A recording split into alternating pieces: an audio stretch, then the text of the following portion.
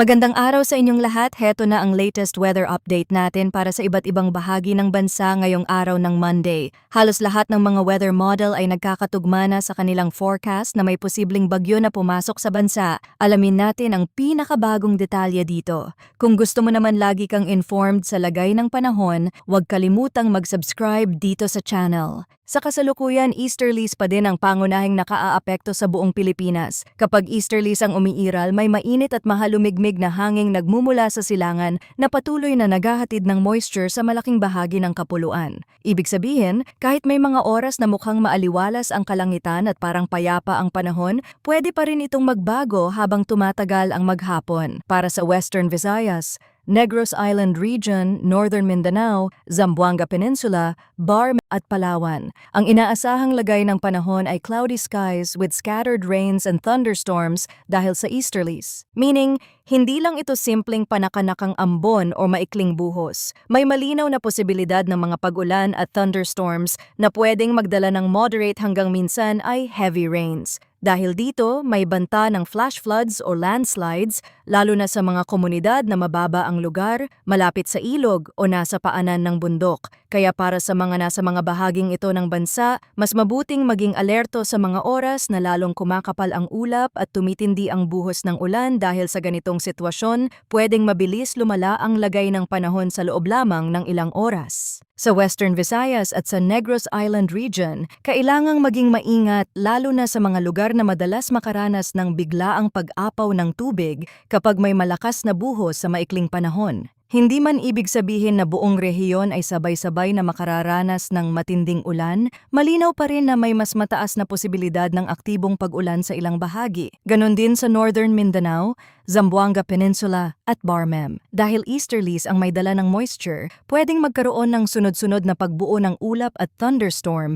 na magdadala ng biglaang pagbuhos. Sa Palawan naman, kahit may ilang sandali na pwedeng maging malinaw ang kalangitan, hindi pa rin dapat maliitin ang posibilidad ng panibagong pagulan at thunderstorm lalo na kung nananatiling makapal ang ulap at mabigat ang pakiramdam ng hangin sa paligid. Samantala, sa Metro Manila at sa nalalabing bahagi ng bansa, ang inaasahang lagay ng panahon ay partly cloudy to cloudy skies with isolated rain showers or thunderstorms dahil pa rin sa easterlies. Sa madaling salita, sa maraming lugar posible ang medyo maayos na simula ng araw, may init, at minsan ay mukhang panatag ang lagay ng kalangitan. Pero habang umiinit ang paligid at tumatagal ang maghapon, pwedeng mabuo ang thunderstorm sa ilang lugar. Hindi ito nangangahulugan na balewala ang ulan o hindi na dapat paghandaan. Ang ibig sabihin lamang nito ay hindi pantay-pantay at hindi sabay-sabay ang magiging pag-ulan. May mga lungsod o bayan na pwedeng manatiling tuyo sa halos buong araw, habang ang iba naman ay pwedeng makaranas ng biglaang buhos sa loob lamang ng maikling panahon. Ganito rin ang paalala sa nalalabing bahagi ng bansa. Dahil easterlies ang umiiral, may init at alinsangan sa maghapon pero may kasamang tsansa ng biglaang pag-ulan sa ilang lugar. May mga probinsya o lungsod na pwedeng makaranas ng tahimik at tuyo na kalagayan sa malaking bahagi ng araw, pero may ibang bahagi naman na biglang didilim ang ulap at bubuhos ang ulan. Kaya hindi sapat na tumingin lang sa lagay ng panahon sa isang oras ng araw. Kapag napansin ninyong mas umiinit ang paligid, mas mabigat ang pakiramdam ng hangin at unti-unting dumadami ang makakapal na ulap, pwede iyong senyales ng nabubuong thunderstorm. At kapag severe ang thunderstorm, posible pa rin ang flash floods or landslides sa mga sensitibong lugar, lalo na sa mga mabababang komunidad at sa mga bahaging madaling gumuho ang lupa. Pagdating naman sa hangin at kondisyon ng karagatan, sa Northern Luzon, inaasahan ang mahina hanggang katamtamang lakas ng hangin na magmumula sa timog silangan hanggang hilagang silangan. Ang coastal waters dito ay slight to moderate na may taas ng alon na nasa 0.6 hanggang 2.1 meters. Sa nalalabing bahagi ng bansa, mahina hanggang katamtaman din ang hangin at ito ay magmumula sa silangan hanggang hilagang silangan. Ang mga karagatan naman ay slight to moderate rin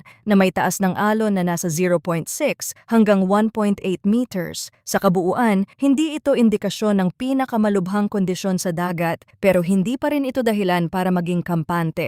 Kapag may thunderstorm o biglang pagbabago ng hangin sa lokal na area, pwede pa ding maging masama ang aktwal na kalagayan ng dagat kahit hindi naman sobrang taas ng alon sa pangkalahatang forecast. Kaya para sa mga mangingisda, sa mga may maliliit na bangka at sa mga may planong bumiyahe sa dagat, makabubuting bantayan hindi lang ang marine forecast kundi pati ang aktual na kondisyon ng langit at hangin sa inyong lugar. Lalo na sa mga baybayin na mas bukas sa silangan, mas madaling maramdaman ang impluensya ng easterlies sa pagbugso ng hangin at sa galaw ng karagatan. Maaaring sa unang tingin ay hindi gaanong mapanganib ang alon, pero kapag sinabayan ng thunderstorm o biglaang pag-igting ng hangin, pwede itong maging mas alanganin para sa maliliit na sasakyang pangdagat.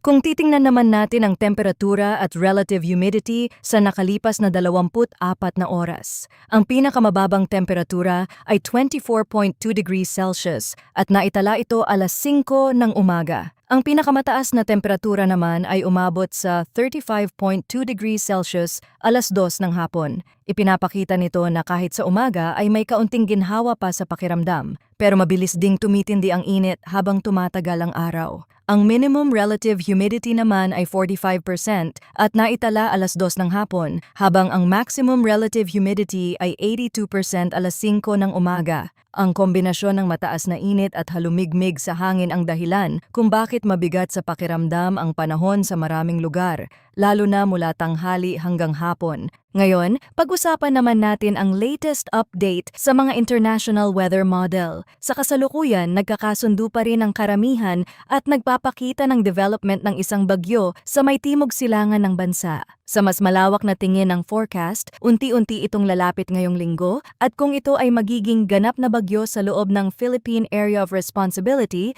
ito ay bibigyan ng local name na Bagyong Kaloy. Mahalaga ang puntong ito dahil ipinapakita nitong hindi lamang simpleng disturbance ang posibleng binabantayan, kundi isang sistemang may tsansang ma-develop bilang tropical cyclone habang papalapit sa ating monitoring area. Sa kasalukuyang datos, hindi pa ito nakikitang malakas na bagyo. Ibig sabihin, wala pang malinaw na matibay na signal na aabot ito agad sa mataas na antas ng lakas. Pero kahit ganoon, nagpapakita pa rin ang ibang mga weather model ng posibleng landfall sa Luzon o Visayas. Iyan ang dahilan kung bakit hindi dapat balewalain ang sistema na ito kahit hindi pa ito nakikitang napakalakas sa ngayon. Sa usaping long-range forecast, ang mas mahalagang bantayan ay ang consistency ng direksyon at development sa mga susunod na araw dahil dito natin mas makikita kung lalakas ba ang tiwala ng mga model sa isang mas konkretong senaryo. May mga model na nagpapakita ng posibleng landfall pero meron ding mga senyales na pwede itong lumapit lamang